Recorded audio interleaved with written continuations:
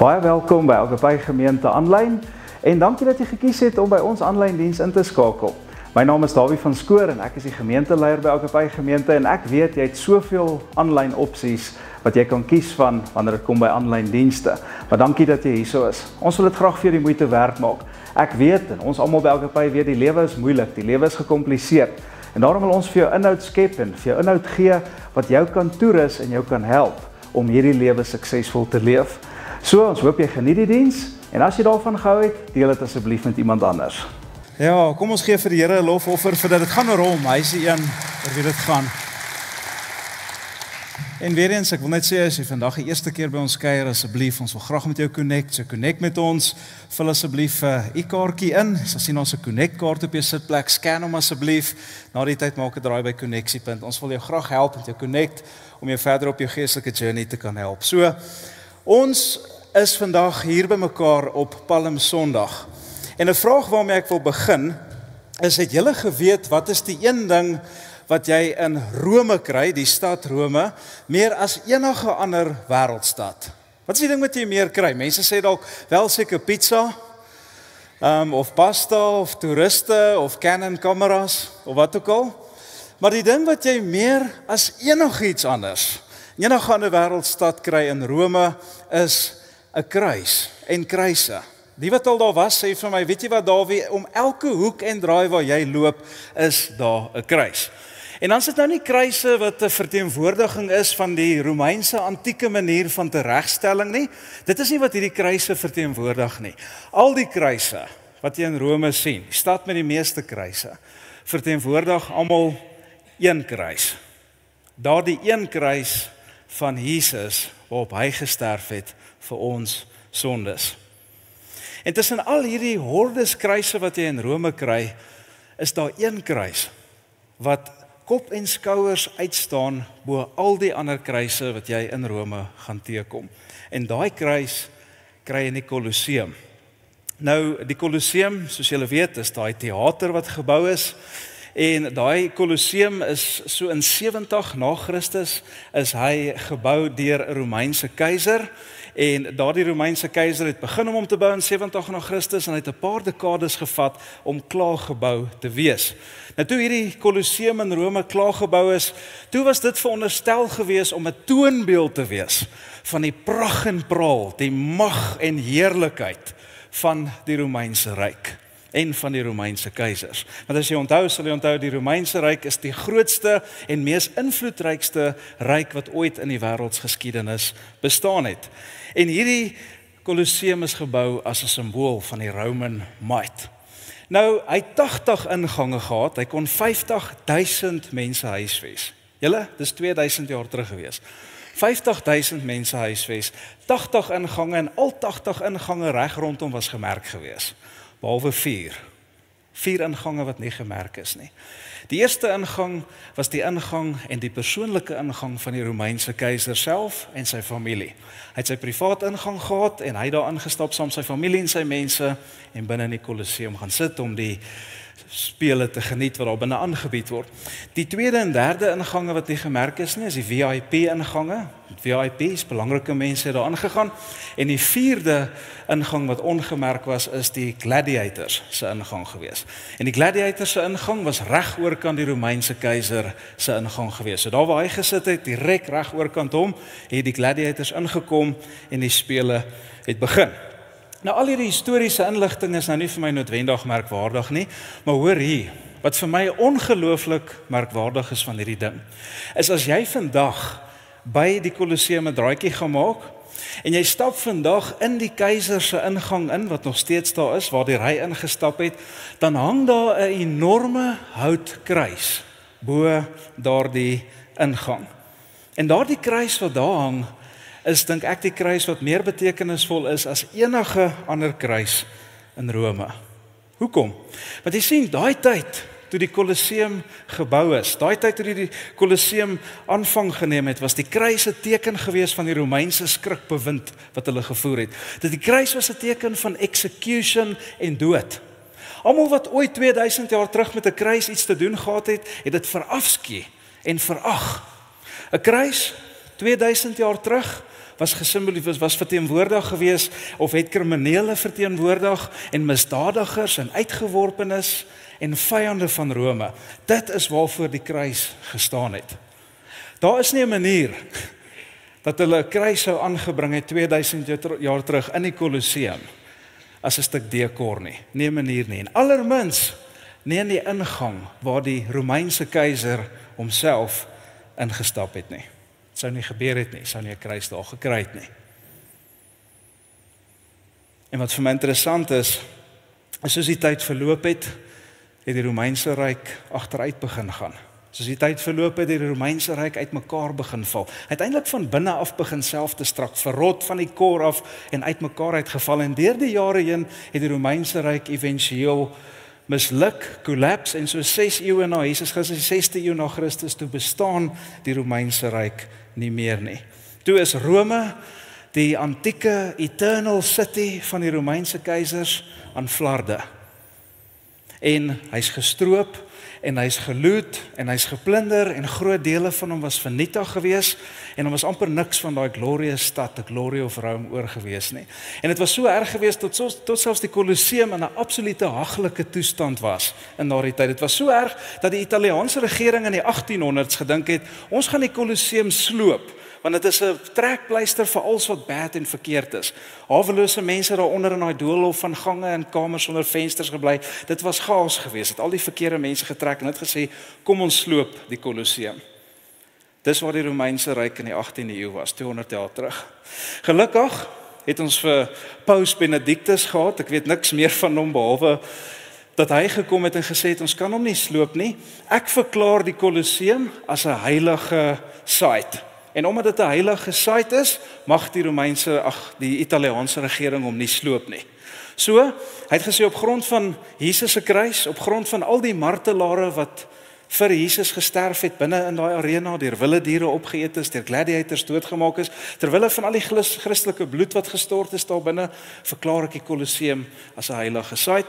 En obviously daar toe fondse soontoe gegaan en niemand het daardie Kolosseum toe vernietig nie. En die Paus het gesê, ek wil hê, as deel van hierdie verklaring, as 'n heilige site, moet julle 'n enorme houtkruis, moet julle vat, en julle moet daai kruis gaan hang in die ingang van die keiser, wat deur hom gebruik is destyds, as 'n teken, dat die kruis steeds staan, en dat die kruis seëvier bo die Romeinse ryk. Dink jou in, jy stap hierso in die Kolosseum in, en hier hang hierdie ongelooflike groot kruis. In die ingang, die belangrikste ingang, wat deur die belangrikste persoon destyds gebruik is, in 'n gebou wat gebou is om the Glory of Rome af te show vir mense. Maar die Romeinse ryk bestaan nie meer nie. Niemand praat meer Latyns nie. Dis net 'n akademiese taal vandag. Al die keisers is vergete. Kom ek vra jou 'n bietjie, noem vir my 3 Romeinse keisers. Ek gaan ook sê, wel Nero, almal ken hom. En jy dalk Gladiator gekyk, so Marcus Aurelius. Ek weet nie, dalk nog, en die keisers is vergete. Die Kolosseum is vandag 'n toeriste aantreklikheid. The Glory of Rome. Niks waarvoor die Kolosseum gestaan het, bestaan meer vandag nie. Niks wat die Kolosseum destyds verteenwoordig het, is meer vandag daar nie. Dit het alles tot niet gegaan. En alles waarvoor die kruis gestaan het verander. En alles wat die kruis beteken, het 'n splinternuwe betekenis gekry. As gevolg van Jesus se kruisdood en Jesus se opstanding, as gevolg van Jesus se kruis, het die kruis die Kolosseum vervang as 'n teken van oorwinning en triomf en van glorie. En as gevolg van daardie kruis sien 1 uit elke 4 mense op die planeet Aarde vandag daardie kruis as 'n plus, nie as 'n minus nie, as 'n teken van hoop en as 'n baken van hoop. Die Romeinse ryk is non-existent. Sy krag en sy mag en sy heerlikheid verloor. Die kruis van Jesus staan sterker as ooit van tevore. Sy krag is kragtiger as ooit van tevore. Ek vra myself, hoe het dit gebeur? Hoe het dit gebeur Dalk vra jy jouself ook daai vraag. Kom ek sê jou wat my slotsom is. As dit nie vir die kruis van Jesus was nie, as dit nie vir Jesus se sacrifice was nie, as dit nie vir sy opoffering was nie, as dit nie vir sy dierprys was, wat hy aan die kruis betaal het nie, dan was daar vandag nie 'n oorwinning gewees nie. Dan was daar vandag nie 'n triomf nie. Dan was daar nie 'n kruis in die Kolosseum nie. Dink aan, dan was daar ook nie 'n Kolosseum nie, dan was hy gesloop gewees. Tot die kruis het tot selfs die Kolosseum beskerm, as jy mooi daaraan dink. Dan was daar nie vandag 'n Agape gemeente nie, dan was ek en jy nie vandag hier gewees nie. As daar nie die smarte van die kruis was nie, dan was daar nie die kroon van oorwinning en triomf en hoop en lewe gewees nie. Om dit saam te vat, daar is geen kroon sonder 'n kruis nie. Daar is geen kroon sonder 'n kruis nie. En dit is nie net waar van die Romeinse Ryk of van die Kolosseum nie. Dit is waar van my en van jou lewe ook. Kan ek met julle eerlik wees? Ek wil daarom altyd eerlik wees hierbo, nie dat ek nie gewoonlik eerlik is nie. Ek spreek die eerlik soos julle al gesien het, maar kan ek oor myself bietjie persoonlik en eerlik wees? Hierdie sin wat ek nou net vir jou gesê het, hierdie waarheid, hierdie realiteit, geen kroon sonder 'n kruis nie, sit nie altyd lekker met my nie. Ek struggle baie keer met hierdie sin. Ek struggle met hierdie realiteit. Ek struggle met hierdie woorde, geen kroon sonder 'n kruis nie. Want ek moet jou eerlikwaar sê, ek wil partykeer, nou nie partykeer nie, meestal wil ek graag die kroon hê sonder die kruis. Ek sal dit love om die krone te hê sonder die kruis. Ek wil die oorwinnings en die triomf en die deurbrake en die geestelike groei en vernuwing en verdieping en transformasie. Ek wil al daai goed hê sonder die kruis. En as ek kan kies, sal ek definitief nie die kruis kies nie. Ek sal sê, gee my net die kroon. Dis 100% reg met my. Dis nie dat ek hier instap by die kerk of by my huis sit en sê, ek wil nie 'n kruis dra. Dis nie 'n bewustelike ding nie. Dis nie iets wat ek sê nie, dis nie iets wat ek dit is nie iets wat mens bewustelik doen nie, maar onbewustelik kom ek dit agter in my reaksies. As ek in die kruisomstandighede is, kom ek agter my reaksies op die goed wat met my gebeur en in my lewe is. Wys vir my, ek soek nie eintlik 'n kruis nie, ek soek net 'n kroon. En die kroon sonder die kruis. Jy weet mos hulle sê aksies praat harder as woorde. Het iemand dit al gehoor? Ja, aksies praat harder as woorde, maar weet jy wat praat nog harder as aksies? Reaksies. Jou reaksies praat baie harder as die woorde. Nou dis ek, en ek dink as ons met onsself eerlik is vandag, dan wil ek jou die vraag vra, wat van jou? Ek is doodseker, ek is nie die enigste een wat so voel by tye nie. Ek het spesialis baie meer van ons wat ook by tye so dink. Jy sê dit nie. Jy sê dit nie in die klein groep nie. Jy sê dit nie in die bidtuur nie. Jy sê dit nie op jou status nie. Maar jou reaksies wys vir jou, jy's eintlik maar ook baie keer net soos ek. Sal eerder die kroon wil hê sonder die kruis. Sal eerder die kroon wil hê sonder die kruis. En ons lewe so asof Jesus ons 'n kroon skuld. Ek het hierdie ding gejoin, en net omdat ek gejoin het, Here, ek het die movement gejoin, net omdat ek gejoin het, waar's my kroon? Ek moet 'n kroon hê vir dit. Het jy al ooit 'n oproep gekry van daai organisasie Platinum Life, wat jy 'n braaitang, daai mense gee vir jou braaitang net omdat jy foon geantwoord het. Meneer, ons pos vir jou, so en so in die kerk het vir my gesê, jy sal van 'n braaitange. Asseblief moet my nooit weer as 'n reference gee nie. Ek het genoeg braaitange. Okay, asseblief, dis sommer net 'n disclaimer hierso.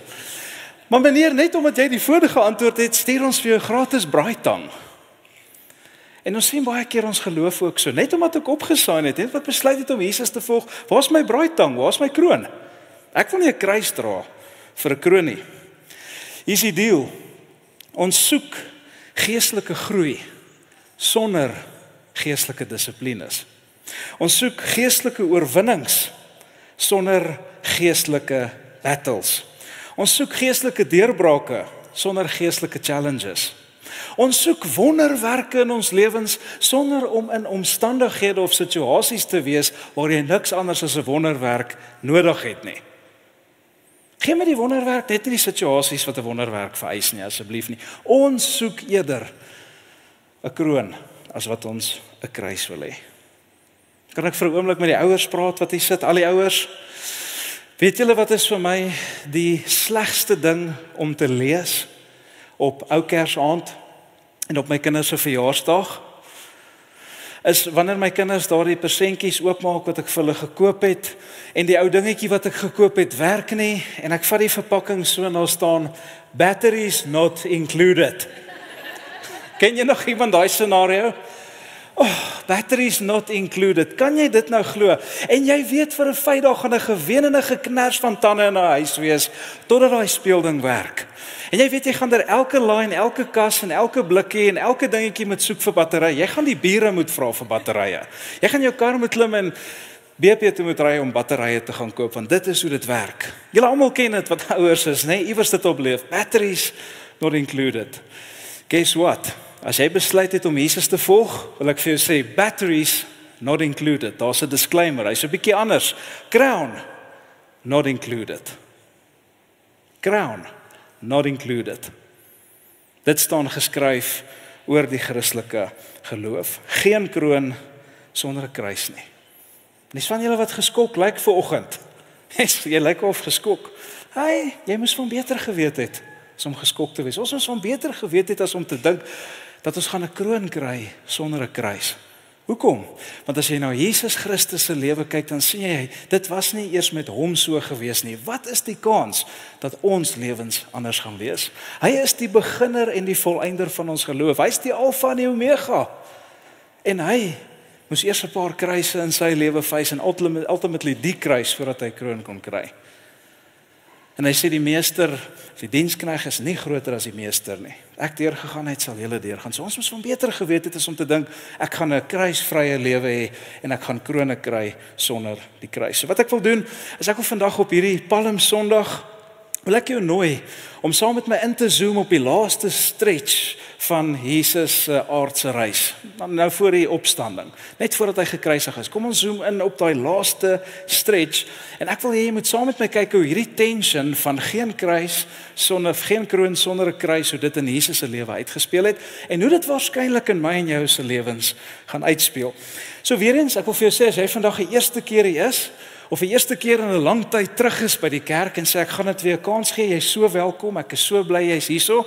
En die wonderlike ding is, jy hoef niks te doen vandag met wat ek vir jou sê nie. Jy kan net luister, jy kan terugsit en relax. Jy hoef niks te doen aan dit nie. Maar as jy volgeling van Jesus is, dan gaan ek jou vandag 'n redelike paar challenges gee en ek gaan jou challenge rondom jou lewe en rondom die kruis vandag, okay? So, as jy dalk hier sit en sê, weet jy, ek is nie regtig 'n Christen nie of ek wonder oor Christendom of ek is nie 'n godsdienstige mens nie, jy sal sien hoe langer jy is, ons is ook nie vreeslike godsdienstige mense nie. Ons glo nie aan godsdienst nie, ons glo aan verhouding met die Here. So weer eens, jy kan terugsit en jy hoef vandag niks te doen oor wat ek sê nie. Maar kan ek tog net vir jou sê, ek wil jou tog challenge en sê, probeer dalk maar net van dit wat ek vandag sê. En jy sal sien, dan mag dalk net 'n fenominale verandering in jou lewe kom. Dalk verander dit net jou lewe. Toets dit en laat weet my, money back guarantee. As dit nie vir jou werk oor 2 weke nie, dit wat jy in die sakkie gesit het, ons sal dit met liefde vir jou teruggee. Maar nou nie jok nie, okay? As jy 100 gegee het en dit werk nie, ons gaan jou 100 vir jou teruggee. Money back guarantee, draai dit, wat kan jy verloor? Wat kan jy verloor? Okay, maar dis per se vandag vir die volgelinge van Jesus. So terug by die skrifgedeeltes. Kom ons kyk nou hoe hierdie tension in Jesus se lewe ontvou het. Geen kroon sonder 'n kruis nie en hoe dit in jou lewe gaan gebeur. En ek wil fokus op 2 kort skrifgedeeltes en dis albei deur dieselfde persoon geskryf. Die ou se naam is Markus. Hy was nie 'n disipel nie, maar hy was een van Jesus se volgelinge gewees. Hy was 'n jong man en hy skryf vir ons dan hierdie gedeeltes wat ons nou gaan kyk vandag. So voordat ek daaroor praat en voordat ek dit lees, wil ek net vandag die backstory van hierdie gedeelte gee. So dit speel af in dit wat ons vanoggend gesê het hierso in antieke Israel en is net voor die Paasfees wat plaasvind en die Jode in daai tyd het nie die Nuwe Testament gehad nie. Onthou die Nuwe Testament was in wording gewees. Hulle het net die Ou Testament gehad. En reg deur die Ou Testament het God vir sy volk beloof dat hy gaan 'n Messias stuur. Hy gaan iemand vir die Jode stuur wat hulle gaan kom verlos van die oppression waar hulle is.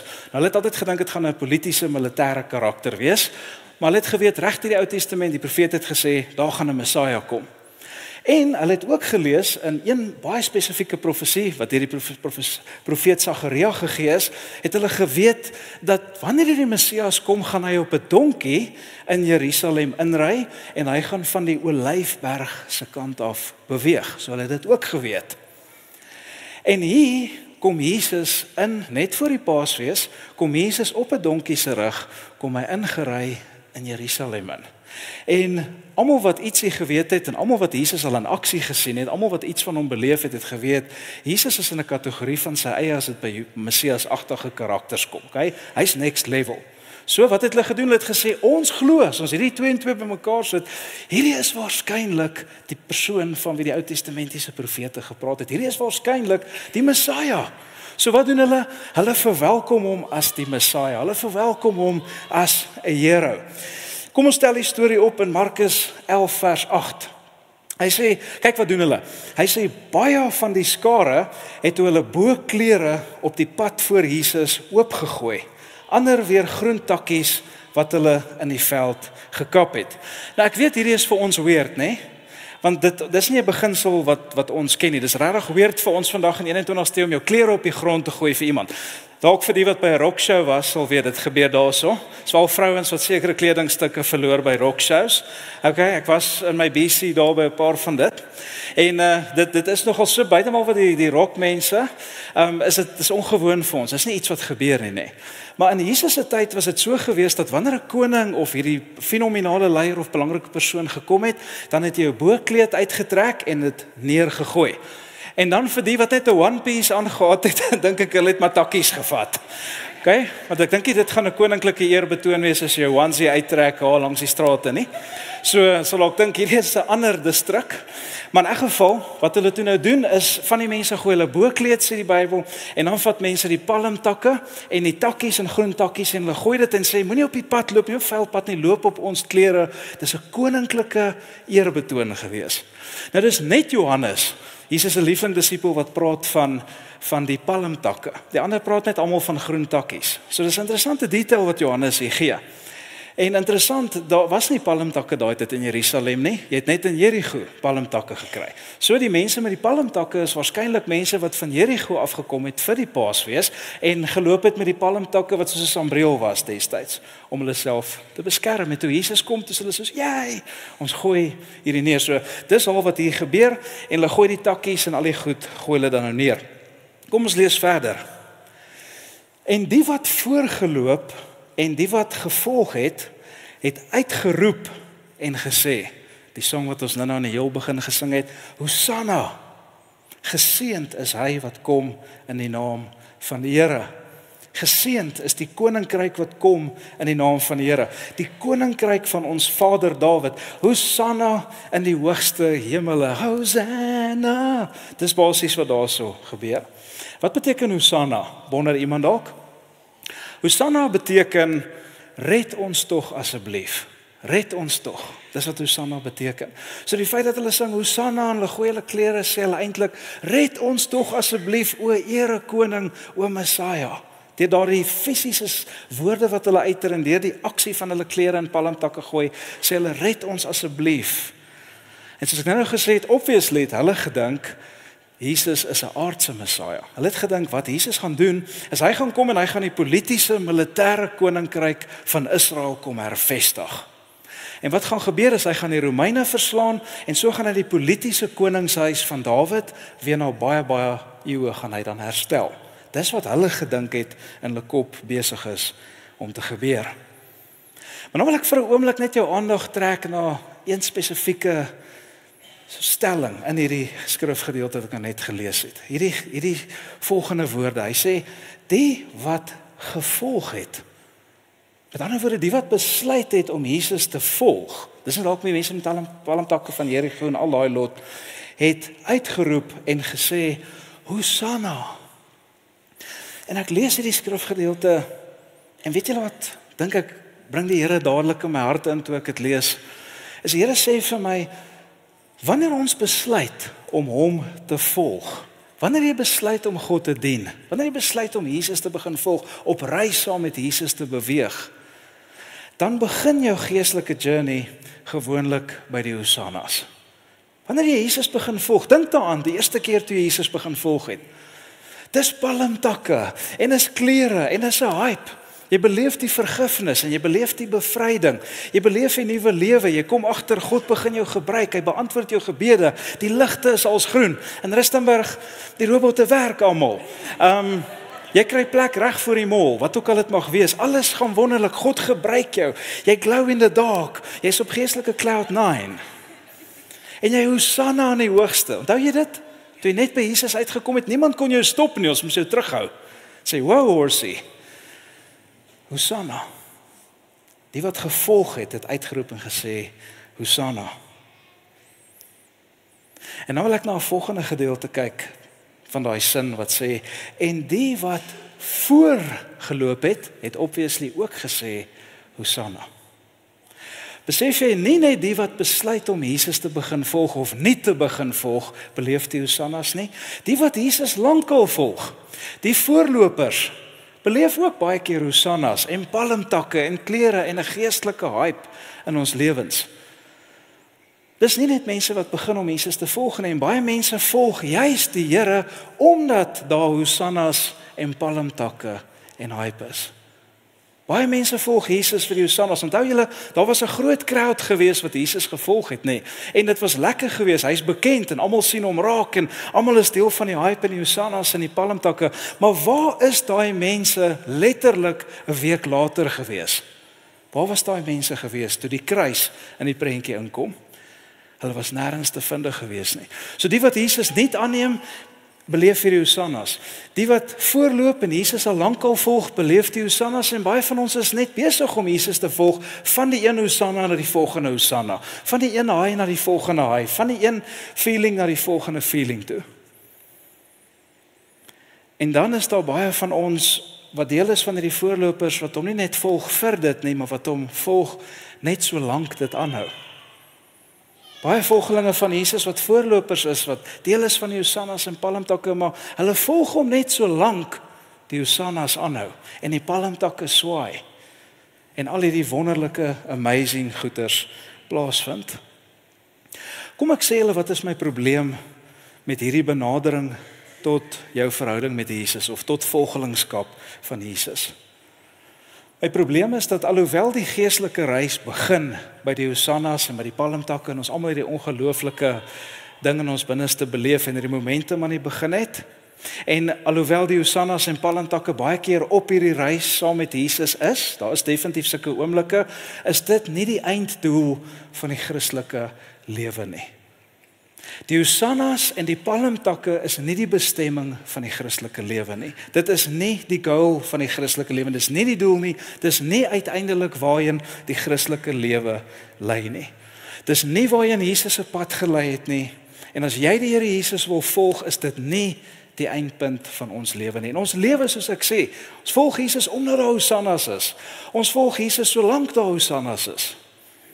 Ons begin hom volg omdat ons dink die Hosannas is die ding wat die going right gaan wees vir die res van ons volgelingskap, maar die Hosannas is nie die punt en die eindpunt van die Christelike lewe nie. Markus, selfde ou, skryf vir ons 'n paar hoofstukke later wat wel die goal van die Christelike lewe is. Wat wel die eindpunt, die eindbestemming, die purpose van die Christelike lewe is in sy 15de hoofstuk. Ek lees dit saam met my. Toe na julle reis, toe lei hulle hom weg om hom te kruisig.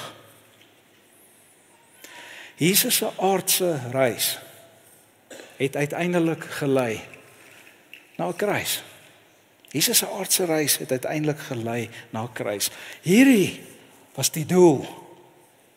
Die kruis was die destination, dit was die bestemming. Dit is hoekom Jesus in die eerste plek hierdie reis begin het. Ja, dit het begin by Hosannas en palmtakke. Maar die doel was om uiteindelik weg te lei om gekruisig te word. En dan skryf Markus vir ons hierdie ongelooflike vers by wat ek jou aandag op wil vestig, op vers 21. So Jesus word weggelei om gekruisig te word en lees saam met daar. Ek gaan hom vir julle lees so lank. Hy sê 'n man met die naam Simon wat van Sirene afkomstig was, kom toe juis van buite die stad af by hulle verby. Doodgewone ou, soos ek en jy. Hy is op reis, hy beweeg van een plek na die volgende plek, niks special aan hom nie. Hulle sê daarso in die skrif skryf Markus vir ons, hy sê hy was die pa van Alexander en Rufus gewees. Dit is doodgewone pa, het was 'n man gewees, het obviously 'n vrou gehad, so doodgewone mens, soos ek en jy. Die soldate kommandeer hom toe op om Jesus se kruis te dra. Jy sien, die oomblik wanneer jou pad met Jesus se kruis en jy besluit om saam met Jesus te reis en jy besluit om die Here te dien en Jesus te volg, weet jy wat?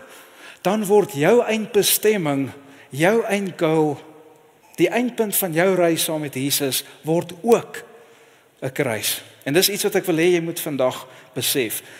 Ons Christelike reis lei ook altyd tot 'n kruis, soos in Simon van Sirene se geval. Doodgewone ou, minding his own business, gaan aan, sy paai kruis met Jesus en sy destination verander vir ewig. Dis presies wat met jou en my ook gebeur. As dit waar was van Jesus, dat hy 'n kruis ultimately sou face, as dit waar was van Simon van Sirene, as dit waar was van al die disippels en al die apostels, dan is dit ook waar van jou en my vandag. Jou reis saam met Jesus het dalk begin by palmtakke. Jou reis saam met Jesus het dalk wonderlike palmtakke en hosannas gehad en hy gaan nog 'n paar hê. Dis definitief so, maar die uiteinde van Jesus volg is om 'n kruis te face. Wat jy moet verstaan vanoggend is ware oorwinning en triomf.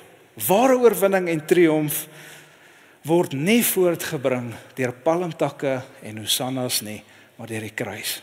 Want jy sê dalk vir my, hoekom moet my pad uiteindelik na 'n kruis toe lei? Hoekom gaan dit nie oor die palmtakke en die hosannas nie? Want weet jy wat die kruis doen vir jou wat die palmtakke en die hosannas nooit vir jou kan doen nie? Die palmtakke en hosannas het nie genoeg substance om jou Christ-like te maak nie, om jou soos Jesus te maak, om jou te verdiep en 'n diep transformasie in jou lewe in te bring nie. Het nie die capacity nie. Slegs die kruis is in staat om oorwinning en triomf en ware hoop in ons lewens in te bring. Slegs die kruise wat ons in ons lewens kies om te embrace. So daar's 3 kruise op jou lewensreis. Dis ook die tema van vandag se boodskap. En ek glo dat soos Jesus sy kruis moes embrace en 'n paar ander, moet ek en jy as sy volgelinge vandag verstaan, as jy hom wil volg, is die kruis die eindpunt. Ja, die hosannas en palmtakke is daar, maar jy gaan 3 kruise in jou lewe moet embrace. Jy gaan 3 kruise in jou lewe moet omhels. Nie fisiese kruise nie, iets wat werklike fisiese kruis is nie. Ek kan amper sê 4 waarhede of realiteite of werklikhede wat jy gaan moet embrace. En ek wil vir die volgende paar minute kyk na daardie 3 kruise wat elke een van ons, as jy Jesus wil volg, hier's nou vir die Jesus volgelinge waarmee ek nou praat. En eintlik ook vir die wat Jesus nie volg nie. Is dit kruise wat jy gaan moet face in jou lewe. En ek gaan 3 skrifgedeeltes vat, 2 wat ons nog nie gebruik het nie en 1 wat ons reeds gebruik het. Ek gaan hom rethink en reimagine en dan gaan ek vir jou sê wat hierdie 3 kruise is. So wat is die eerste kruis wat elkeen van ons gaan face op hierdie lewensreis? Nommer 1 is die kruis van verlossing. Die kruis van verlossing. Hierdie is Jesus se kruis. Nie weer eens nie sy fisiese kruis nie, maar dit is die werk wat Jesus aan die kruis gedoen het. Dit is wat Jesus deur middel van die kruis bewerkstellig het. Dis sy lyding wat hy aan die kruis beleef het, dis sy sterwe vir ons sondes. Dis die feit dat hy ons sondes op homself geneem het en vir daardie sondes gesterf het en met sy lewe daarvoor betaal het. Deur daardie kruis wat verlossing en vergifnis en versoening en nuwe lewe gebring word. So die eerste kruis wat elke mens gaan moet face, is die kruis van verlossing. Die eerste skrifgedeelte wat ek daarmee wil verbind, skryf Paulus in die gemeente van Kolosse. Hy sê, julle was eintlik dood. Besef jy, dit is die toestand waarin jy is, voordat jy by hierdie kruis van verlossing uitkom. Ek en jy is geestelik dood. Paulus skryf van 'n ander brief, Romeine 23, want almal het gesondig en dit ontbreek ons aan die heerlikheid van God. Romeine 6 vers 23 sê, want die loon van die sonde is die dood. Ek en jy is geestelik dood, ons is zombies, ons is night of the living dead, voordat ons by Jesus se kruis van verlossing uitkom. Sê nie ek nie, sê Paulus. Dis die toestand waarin jy is, geestelik. voordat jy by hierdie kruis uitkom. En as jy net die fisiese, die geestelike toestand van doodsheid voortleef en nooit by daai kruis uitkom nie, is die uiteinde van daai toestand is die ewige dood of die hel. Dis waarheen almal op pad is, die hel. Ek weet baie predikante hou nie daarvan om daar te preek nie. Ek's nie een van hulle nie. Ek preek nou nogals daaroor, want ek dink Paulus en Jesus en almal het daaroor gepreek. Ons is dood in ons sondes en hy sê dit daar, hy sê omdat julle gesondig het. Wat maak ons geestelik dood? Ons sondes. 'n lewe van sonde, 'n leefstyl van sonde. Wat is sonde? Sonde is om die merk te mis. Dis om die merk te mis. Dis heeltemal om die merk te mis van dit wat God beplan het vir ons lewens. Paulus sê omdat julle gesondig het en omdat julle sondige geaardheid nog nie weggeneem was nie.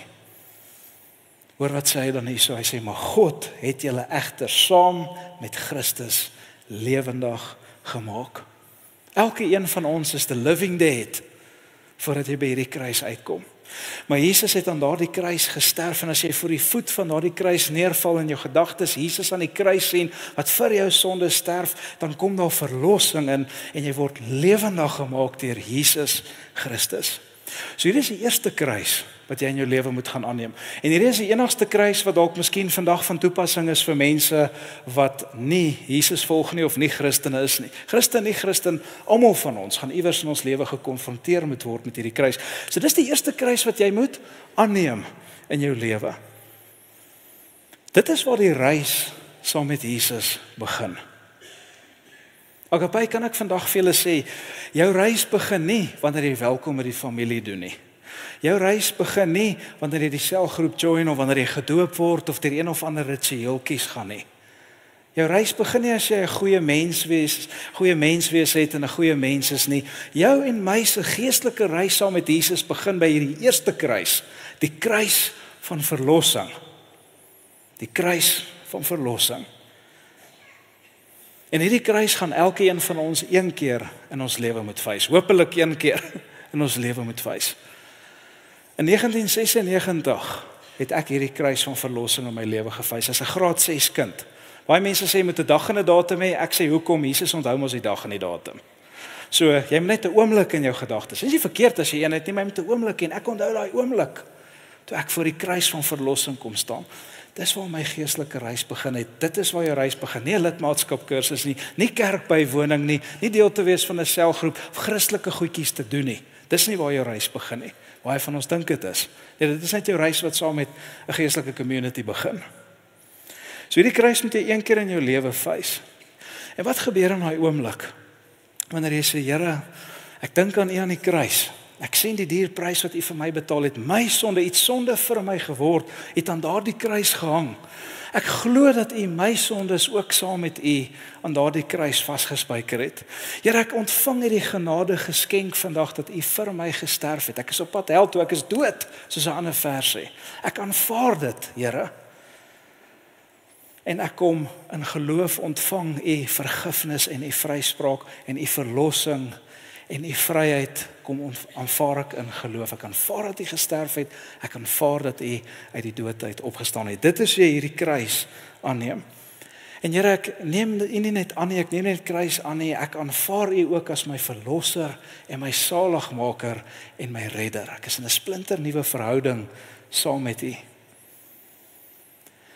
Jy weet wat glo ek? Die grootste van alle wonderwerke is nie baie keer die goed wat jy in kerke sien waar mense staan, hulle bene groei aan en dis wonderlik en ek glo die Here kan dit doen, maar dis nie vir my die grootste wonder. Die grootste wonderwerke vir my is wanneer 'n siel verlos word van die dood. Dis die grootste wonderwerk en dit voel vandag vir my, jy sien baie meer van die ander tipe goed as daai. Die kruis van verlossing in mense se lewens. So die oomblik wanneer jy kies om hierdie kruis in jou lewe aan te neem, sê Here, verlos my van sonde, verlos my van doodsheid, verlos my van grafdood en hel, gee my nuwe lewe. Die oomblik wat dit gebeur, dan dekleer jy eintlik en sê Here, so van hier af sterf ek ook vir sonde en vir die wêreld. Vir sonde en vir die wêreld. The cross before me, the world behind me. No turning back, praise the Lord, no turning back. Dis wat jy vir die Here sê. Kan nie die kruis van verlossing ervaar en sê ek volhard in sonde en ek bly deel van die wêreld nie. Kan nie so wees nie. Die Here sê ek het julle uitkom roep. Vraag wat ek vanoggend vir jou wil vra, kan ek dit persoonlik maak? Het jy al die kruis van verlossing in jou lewe aangeneem? Het jy al by hierdie kruis van Jesus uitgekom? Is jy al verlos van sonde? Is jy verlos van jou ou leefstyl? Het jy gebreek met die wêreld en die sonde en die dinge van die wêreld? Is jy verlos deur die bloed van die lam soos die ou song gesê het? Daar's 'n ou liedjie ook wat gesê het, verlos o my siel, gaan vertel dit, verlos deur die bloed van die lam. Kan jy dit sê vandag? En jy gaan nie wonder nie. Jy gaan weet, yes, ek kan dit sê. Daardie verlossing word net gevind in die eerste kruis, die kruis van verlossing. En hier is die deal julle. As jy net die verlossing van Jesus in die kruis van Jesus vind nie, gaan jy dit nêrens anders vind nie. As jy verlossing nie in die kruis van Jesus vind nie, jy gaan dit nêrens anders vind nie. Jy gaan dit nêrens anders kry nie. En miskien sit jy vandag hier en jy word gekonfronteer met hierdie waarheid. Jy sit vandag hier en jy besef, dit is ek hierdie, this is me. Die Here praat met my, ek was nog nooit by die kruis van verlossing nie. Ek is nog daar dood in my sonde. Ek is besig om 'n fool's paradise te lewe. Ek dink maar omdat 'n kerk toe kom en nice is en vriendelik en weet nie te veel vloek nie, te veel drink en allerlei goed, ek is okay. Die Here het met jou vandag gepraat. Wil jy nie vandag respond nie? Die Here sê as jy my stem hoor, wil jy nie tog asseblief luister na my stem nie. Maar dan is daar 'n tweede kruis wat elkeen van ons gaan moet face op ons lewensreis. En dit is dalk vir die meerderheid van ons hier vandag. En dit is die kruis van toewyding. Die kruis van toewyding. Ons lees van hierdie kruis in Lukas 9 vers 24, 23 en 24 en Jesus is weer eens een van sy volgelinge Lukas, hy's 'n mediese dokter.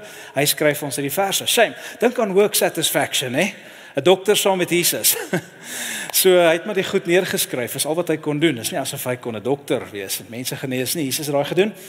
Maar hier skryf hy Jesus se woorde neer en Jesus sê: "Toe het hy, hoofletter Jesus, toe het hy vir almal gesê: As iemand agter my wil kom, moet hy homself verloon, elke dag sy kruis opneem en my volg." Ons dink baie keer hier is die kruis van verlossing. Nope, hier is die kruis van toewyding. Dis vir mense wat reeds by die kruis van verlossing is, maar ek gaan nou daaroor praat. Want elke een wat sy lewe wil behou, sal dit verloor, maar elke een wat sy lewe om my ontwil verloor, sal dit behou. So hierdie kruis is 'n kruis wat ek en jy daagliks in ons lewe moet opneem. Nie moet aanneem nie, daagliks in ons lewe moet opneem. Nie om gered te word nie, maar omdat jy gered is. Okay, so hierdie tweede kruis kom na die kruis van verlossing. Die kruis van toewyding kom na die kruis van verlossing. En kan ek net 'n disclaimer hier vir jou ingooi? As jy nog nie die kruis van verlossing in jou lewe aanvaar het nie, as jy nog nie daai eerste kruis in jou lewe aanvaar het nie, dan wil ek vir jou sê die verkeerdste ding wat jy kan doen is om hierdie tweede kruis op te neem. Hoekom? Want dan val jy in die trap of jy trap in die slagyster van weet jy wat, ek is 'n goeie mens sonder God. Ek is 'n goeie mens sonder God. Dis wat humanisme is. Humanisme is morality sonder God. En wat jy besig is om te doen is jy's besig om goeie goed te doen, om toegewyde goedjies te doen, maar uiteindelik is daar geen ware verhouding met God nie. Dis 'n valse fondasie waarop jy besig is om te bou. Jy glo ek is 'n goeie mens, ek is toegewyd, ek gaan kerk toe, ek lees my Bybel, ek doen al die wonderlike goed, maar jy ken die Here nie. Jy's nooit verlos nog van sonde, jy's nog steeds in 'n staat van doodsheid. Jy's in doodsheid vreeslik committed. Maar uiteindelik is jy besig om stoel op die Titanic reg te skuif. Dis al wat gaan gebeur, is window dressing. Die skip gaan sink, maak nie saak hoe mooi die stoele staan nie. Dis die fout as jy nie die kruis van verlossing in jou lewe het nie, maar die kruis van toewyding in jou lewe aanneem. Hoor dat sê Charles Spurgeon, 'n ongelooflike prediker 200 jaar terug, Amerikaner. Hy skryf hy sê virtues is goeie werke, goeie dade. Without faith, sonder die kruis van verlossing, are whitewashed sins. Unbelief nullifies everything. Jy kan so toegewyd wees soos jy wil, jy kan soveel goeie goed doen soos jy wil. Maar as jy nie verlos is deur die bloed van die lam nie, as jy nie vrygemaak is nie, as jou sondes nie vergewe is nie, en 'n lewende persoonlike verhouding met God is nie, en jy wil toegewyd wees sonder dit, dan nullifies dit eintlik alles wat jy doen. Dit is alles verniet. Dit is alles te vergeefs. En dan aan die ander kant kry 'n ander groep mense ook by die tweede kruis. En dis mense, hulle het die eerste kruis, hulle het die kruis van verlossing in lewe aanvaar. Dis dalk jy vandag. Jy het die kruis van verlossing, Jesus het jou sonde vergewe, jy is vrygemaak. Dit het in jou lewe gebeur. Maar al hoekom jy dit gedoen het is omdat jy bang is vir die hel. Dis omdat jy bang is dat jy in 'n sondige toestand voor 'n lewende God gaan staan en hy gaan jou oordeel. Jy sien nie kans vir die oordeel nie, maar jy het geen begeerte om 'n lewe van toewyding te leef teenoor God nie. Daar's geen intensie of begeerte in jou lewe om enigiets na daai kruis van verlossing toegewyd te wees, daagliks jou kruis op te neem en toegewyd aan God te lewe nie. Dit is die mense wat die voordele van verlossing wil hê, maar hulle skraam weg van die eise van verlossing. Jy wil die benefits van die kruis, die vergifnis, ewige lewe, alles wat die Here kan doen, en dis waar dit stop vir jou. Jy wil nie die tweede kruis van toewyding in jou lewe opneem nie. Jy wil nie die eise van verlossing nakom nie. Ek glo regtig dat dit soms makliker is om vir Jesus te sterf as om vir Jesus te lewe. Van ons sal makliker vir die Here sterf as wat ons bereid is om vir die Here te lewe. En een van die grootste vereistes as jy vir God wil lewe is om hierdie tweede kruis van toewyding daagliks in jou lewe op te neem. Toewyding aan wat, vra jy dalk? Toewyding aan twee dinge. Eerstens, toewyding aan God en jou verhouding met hom. En tweedens, toewyding aan ander mense. Daai die woorde, die Here jou God lief hê met jou halwe hart, soos jy tyd het, as jy besig is skedule dit toelaat, julle hart, julle siel, al jou krag, julle verstand. En naaste, soos jouself. Om hierdie kruis op te neem beteken om elke dag te sê, Here, ek gaan toegewyd lewe aan U. Here, ek gaan gehoorsaam wees aan U woord. Here, ek gaan die geestelike dissiplines van gebed en die geestelike dissiplines van om U woord te lees en in te drink, die geestelike dissiplines van om deel te wees van 'n faith community, die onderlinge byeenkomste by te woon, ek gaan toegewyd wees daaraan. Hoekom is jy vandag hier?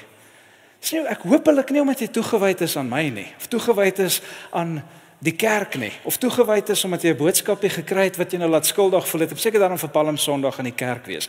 Jy kom Sondag hiernatoe want jy's toegewyd aan die Here. As dit vir jou probleem is, wat wil jy in die hemel gaan doen? 24/7 van dit. And I'm preaching to the choir, julle is hierso. Julle daar by die huis, nee. Ek praat met julle vandag. Maar hoor jy wat ek sê? Toewyding aan God. Here, ek is gehoorsaam aan U wil. Ek submit my totaal en al aan U wil. Here, ek wil 'n rein lewe leef. Here, ek gaan die geestelike dissiplines volg. Here, ek wil U karakter reflekteer. Ek wil geestelik groei, ek wil vrug dra. Dis toewyding aan God.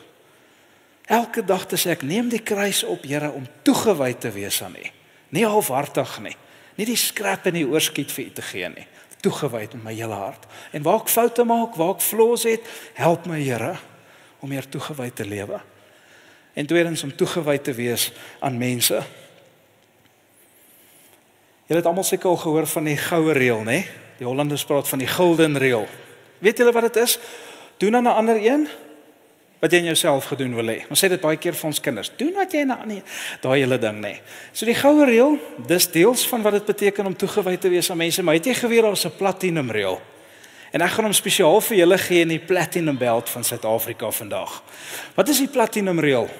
Die Platinum reël is doen aan 'n ander soos Christus Jesus aan julle gedoen het. Dis die Platinum reël. En wanneer dit gaan oor toewyding aan ander mense, is dit nie die goue reël nie. Want dan sê ander mense, dit is nie nice met my nie, so doen aan 'n ander wat jy self gedoen wil hê, so ek gaan dit nie aan jou doen nie.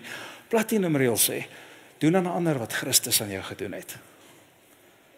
En in toegewydheid rondom ander mense gaan daaroor behandel mense soos Christus jou behandel het.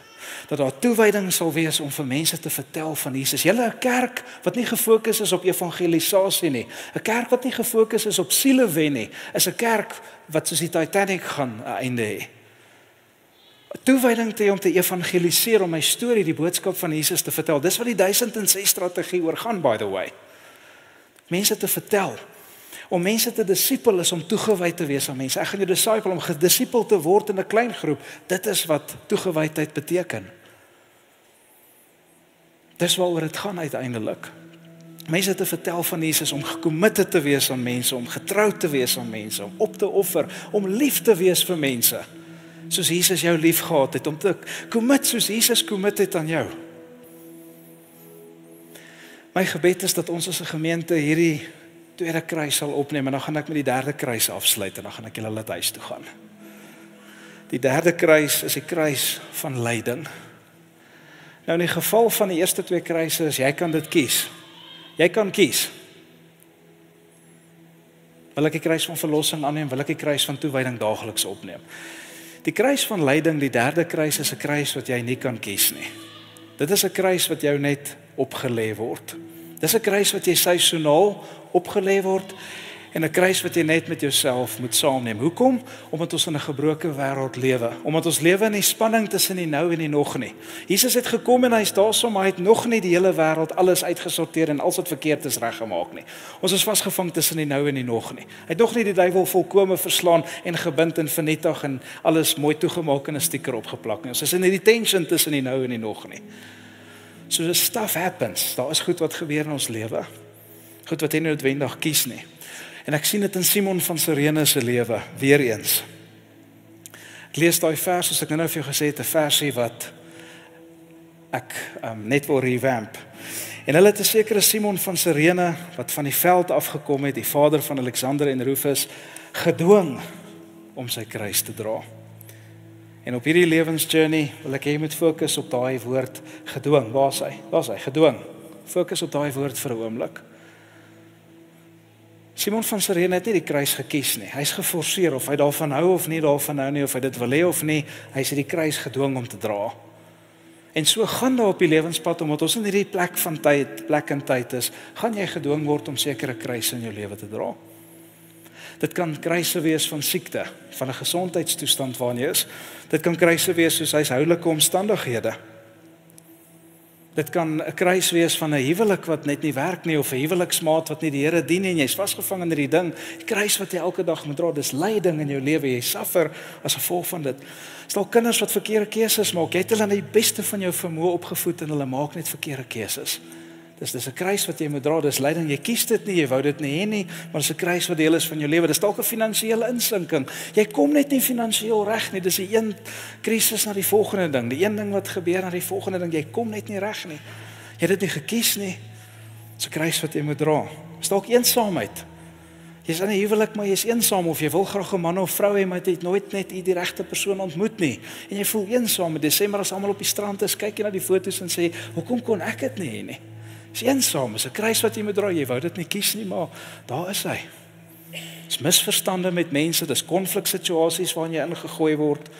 Vir van ons is dit selfvervolging waarin jy beland het, omdat jy Jesus volg. Jy het dit nie gekies nie, jy kom met agter is hierdie teenstand teen jou. Dis miskien dalk die kruis wat baie van ons vandag dra. Ek wil vandag vir jou sê, hierdie kruis is nie net anders as die eerste twee kruise, omdat jy hom nie kies nie. Hy's anders as die eerste twee kruise. Kan ek jou sê hoekom? Vir dit wat hy in jou lewe bewerkstellig en in jou werk kom doen. Kan ons vir 'n oomblik net weer na Simon van Cyrene kyk? Vir 'n oomblik? Weet jy wat gebeur daarso? Simon van Cyrene word geforseer. Hy gaan net verby, hy's net 'n pa, hy's net 'n man, en hier hy saam met Jesus in die kruistog. Hier gat hulle. Maar weet jy wat Simon van Cyrene beleef in daai kruis van lyding van Jesus? Iets wat geen ander mens op aarde beleef het nie. Hy het 'n ervaring met Jesus. Hy ontvang die kruis van Jesus. Hy ontvang iets van Jesus. Hy beleef iets saam met Jesus wat nie eers Johannes die liefling disipel beleef het nie, wat nie eers Paulus homself beleef het nie. Omdat hy bereid is om die kruis van lyding te dra, beleef hy iets van Jesus wat hy op geen ander manier sou gedra het nie.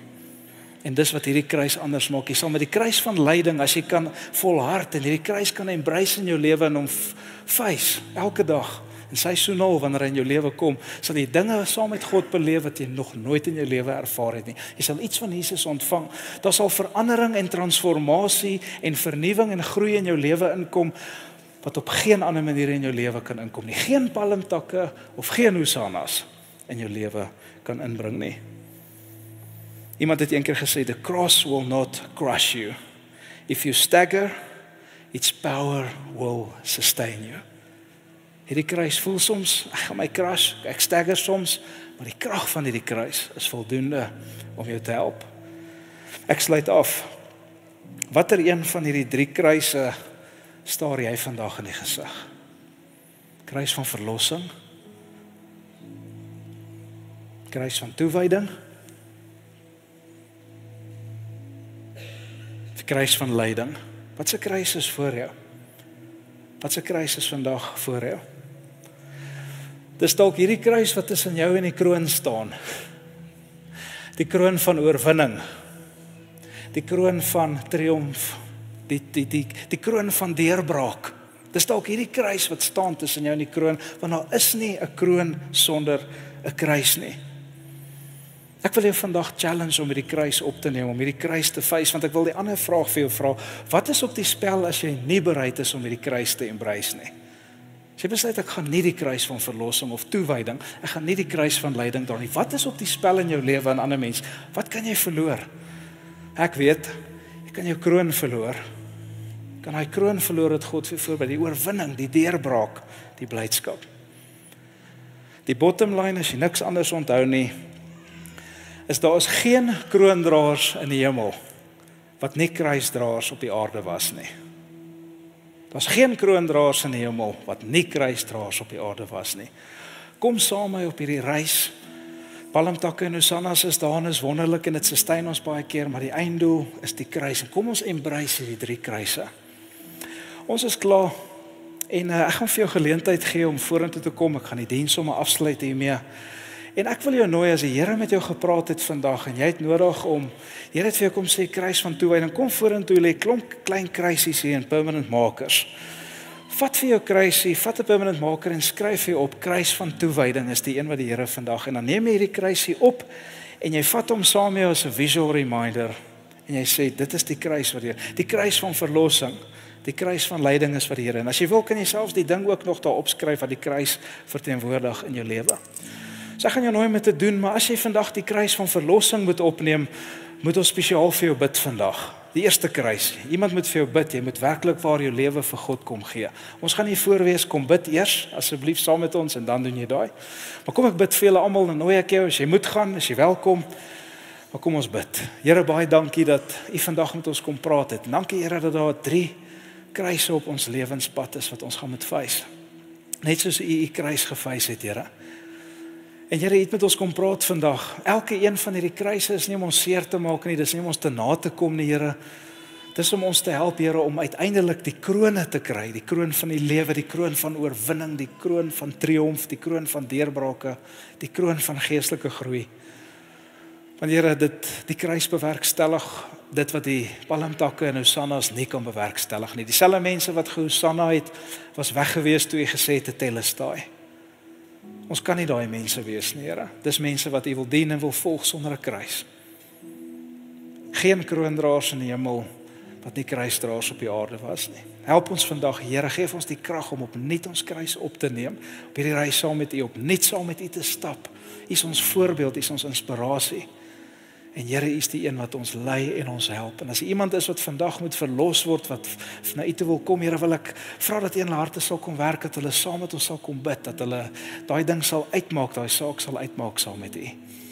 En ons eer U daarvoor. Ons bid dit in die naam van Jesus Christus. En almal sê saam. Amen. Jy is welkom, kom vorentoe. En as jy gebed nodig het, die gebedsspan is hier voor. Herman Jansen is hier, Pieter, Hetty, die res van die gebedsspan wat hier is, kom join ons hier voor asseblief. Moenie uitstap en sê nee, begin net by die eerste kruis nie. Andersins kom skryf jou hier neer en kom kry 'n kruisie.